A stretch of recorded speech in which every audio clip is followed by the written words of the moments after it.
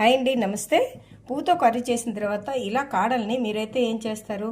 నేనైతే వీటిని వేస్ట్ చేయకుండా చక్కగా సైడ్ డిష్గా ఒక చట్నీని తయారు చేసుకుంటానండి. అది ఎటువంటి టిఫిన్స్లోకైనా కూడా చాలా సూపర్గా ఉంటుంది. అది ఎలా చేయాలో ఇప్పుడు చూద్దాం రండి. దానికోసం ముందుగా ఈ కాడలన్నింటినీ శుభ్రంగా వాష్ చేసి చిన్న ముక్కల్లాగా కట్ చేసుకోండి. ఇప్పుడు స్టవ్ మీద కడాయిలో ఇలా ఆయిల్ హీట్ అయిన తర్వాత దీంట్లో కొద్దిగా శనగపప్పు, కొద్దిగా జీలకర్ర వేసేసుకొని కొద్దిగా ఫ్రై చేయండి.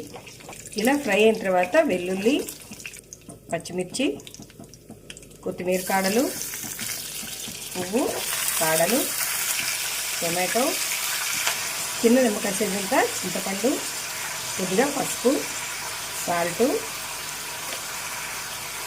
వేసేసిన తర్వాత ఒకసారి బాగా వీటిని కలిపేయండి. కలిపిన తర్వాత కొద్దిగా నీళ్ళని పోసుకొని మూత పెట్టేసుకొని లో ఫ్లేమ్లోనే మనకి కాడలన్నీ మెత్తగా అయ్యేంత వరకు మగ్గించండి. ఈ కాడలు మనకు మెత్తగా మగ్గిపోయాయి. ఇప్పుడు స్టవ్ ఆఫ్ చేసుకొని ఇది కూల్ అయిన తర్వాత మిక్సీలో మెత్తగా పచ్చడిని ప్రిపేర్ చేసుకోండి. అయిపోయిందండి. ఇప్పుడు దీన్ని తాలింపు పెట్టుకుందాం. ఇలా మన కడాయిలో 1 టేబుల్ స్పూన్ ఆయిల్ హీట్ అయిన తర్వాత పోపు దినుసుల్ని యాడ్ చేసేసుకొని ఫ్లేవర్ కోసం మంచి ఇంగువ వేసేసుకొని ఇప్పుడు వీటిని మంచిగా ఫ్రై చేసేసుకోండి. ఇలా ఫ్రై అయిపోయిన ఈ పోపుని ఇందులో కలిపేసుకుందాం. ఇలా మనకి కాలీఫ్లవర్ కాడల పచ్చడి అయితే రెడీ అయిపోయింది. మీకు నచ్చిన టిఫిన్తో దీన్ని ఎంజాయ్ చేయండి. Thank you for watching.